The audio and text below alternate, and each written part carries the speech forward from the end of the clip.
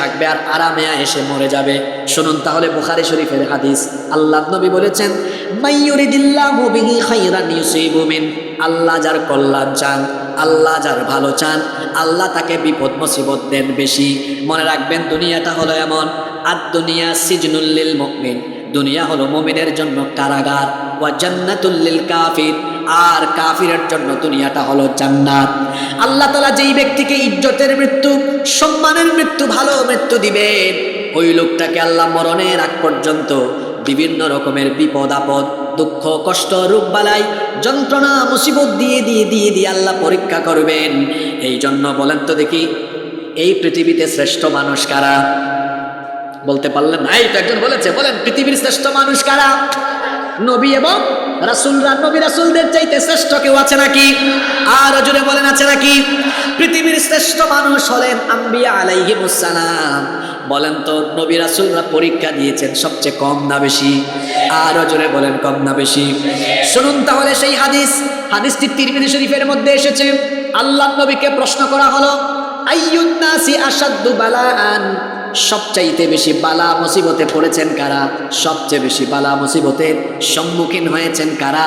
আল্লাহর নবী বললেন, আশাদ্দুন নাসি বালাআন বালাউল আম্বিয়া, সবচেয়ে বেশি ইমানের পরীক্ষা দিয়েছেন আল্লাহর নবীরা।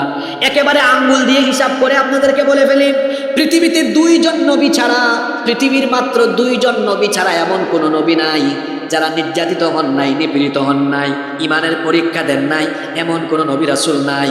দুইজন ছাড়া সবাই নির্যাতিত নিপীড়িত হয়েছেন। প্রশ্ন হতে পারে কোন দুইজন নিপীড়িত হন নাই? প্রথমজন হলেন পৃথিবীর প্রথম মানুষ এবং প্রথম নবী, বাবা আদম আলাইহিস সালাম। তারে কে মারবে? কে তাকে নির্যাতন করবে? কারণ তিনি তো পৃথিবীর সকল মানুষের বাপ।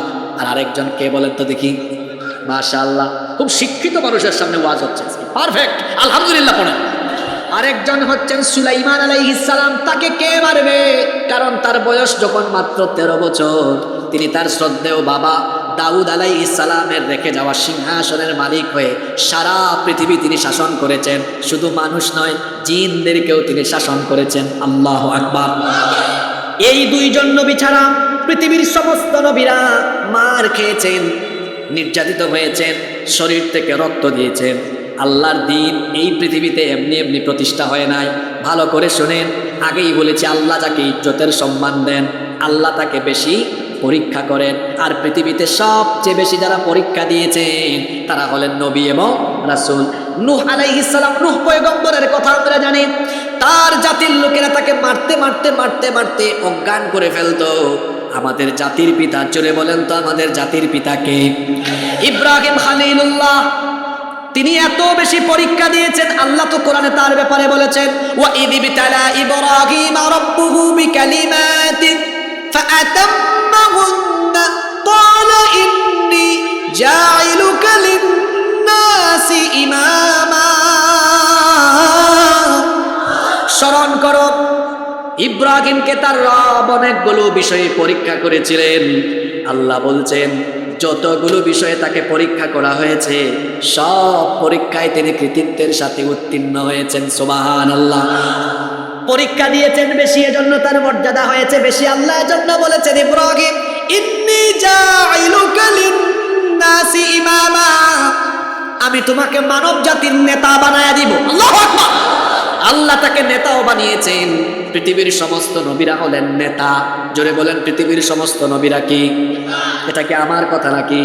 আমি তো শুরু থেকে এখন পর্যন্ত প্রতিটা কথার সাথে কুরআন আর হাদিস দিচ্ছি। নবীরা যে নেতা এটা শোনেন, এটাও কোরআনে আছে। আল্লাহ বলছেন, ওয়াজআলনাহুম আইম্মাতান ইয়াহদুনা বিআমরিনা ওয়া আওহাইনা ইলাইহিম ফি'লাল খায়রাত।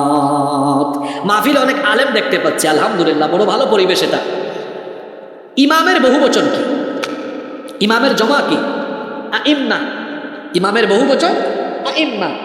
আইম্মা মানে নেতা, নেতাগণ।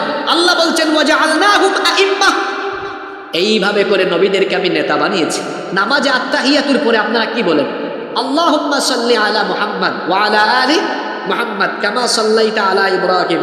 আপনারা তো দুরূদ পড়েন, আবার দুরূদকে এভাবেও তো আপনারা পড়েন, আল্লাহুম্মা সাল্লি আলা সাইয়্যিদিনা